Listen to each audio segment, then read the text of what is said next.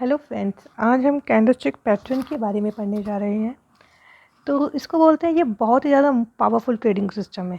Okay, क्या है ये? पावरफुल ट्रेडिंग इधर लिखा है। और इसको इन्वेंट किसने किया था? हुमा मोनेशिया ने, जिसको गॉड ऑफ माई, इसको फादर ऑफ कैंडलस्टिक भी बोला जाता है। फ्रॉम माई ऑन, अगर मैं अपने पॉइंट ऑफ व्यू से बोलूँ, it is a most profitable trading system. Okay, और बहुत ही ईजीएस्ट है ये ट्रेडिंग सिस्टम जो है वो बेस्ड किस पे है?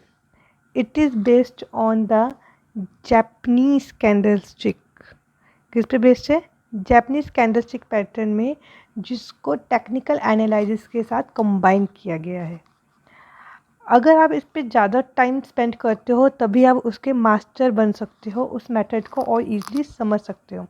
तो इसलिए हमें इसके प्रिंसिपल्स को लर्न करना बहुत ज़रूरी है कि हम मार्केट की साइकोलॉजीज को समझ पाएँ। ठीक है। और if you want to learn about the trading market then you should understand the candlestick chart. तो Japanese candlestick are the language of financial market. एक फिनेंशियल मार्केट की लैंग्वेज होती है। अगर आप उस चीज़ को समझ पाते हो या अंडरस्टैंड कर पाते हो तभी आप अपने सही डिसीजंस सही टाइम पे ले सकते हो। ठीक है।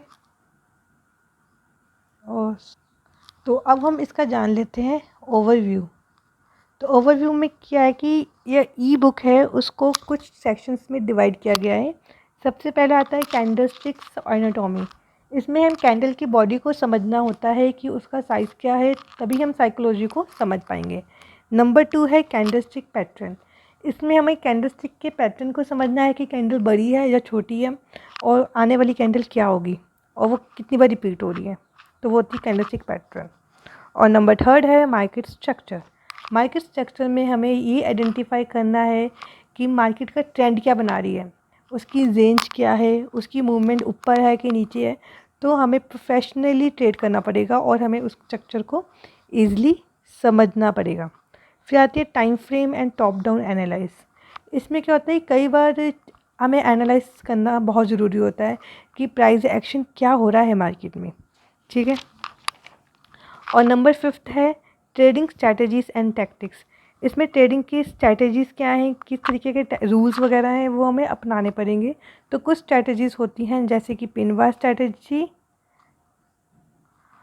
इनगल्फिंग बार स्ट्रैटेजी, इनसाइड बार स्ट्रैटेजी, इनसाइड बार फॉल्स ब्रेकआउट स्ट्रैटेजी और trades example.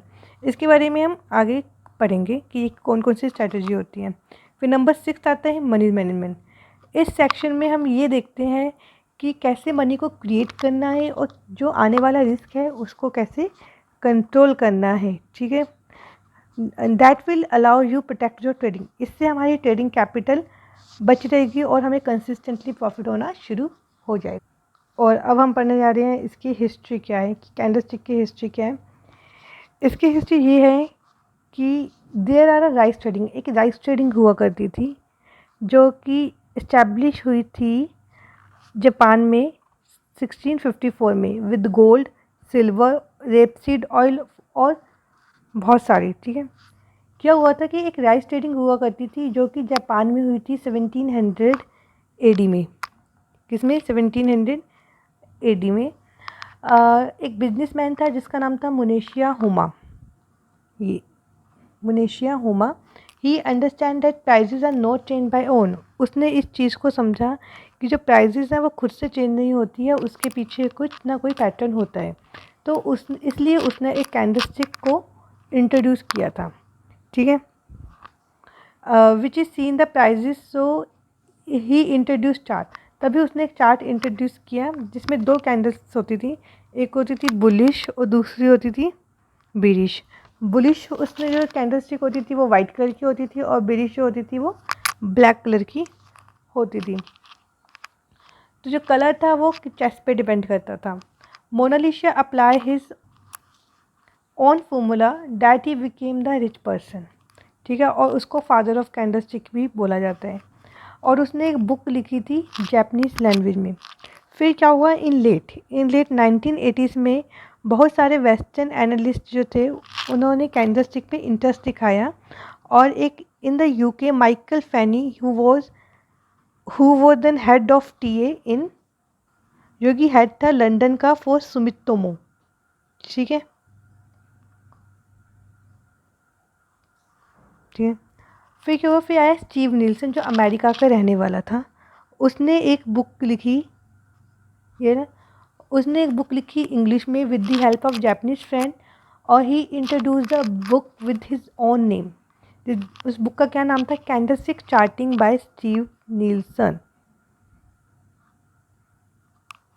So he change the colour of candle, एक थी वाइट, और एक वाइट जो थी वो ग्रीन और ब्लू में कन्वर्ट होगी, और जो थी हमारी ब्लैक वो रेड में कलर, जैसे कि ये। अब हम पढ़ते हैं कि कैंडलस्टिक होती क्या है। What is candlestick? Japanese candlestick are formed using this open high low close of the chosen time frame। क्या होता है, जो हमारी एक रियल बॉडी है, ये हमारी है वाइट, मतलब ये हमारी बुलिश कैंडलस्टिक है, ठीक है। ये उसकी जो ये होती है, ये उसकी अपर शेडो होती है, और ये उसकी लोअर शेडो होती है, ठीक है।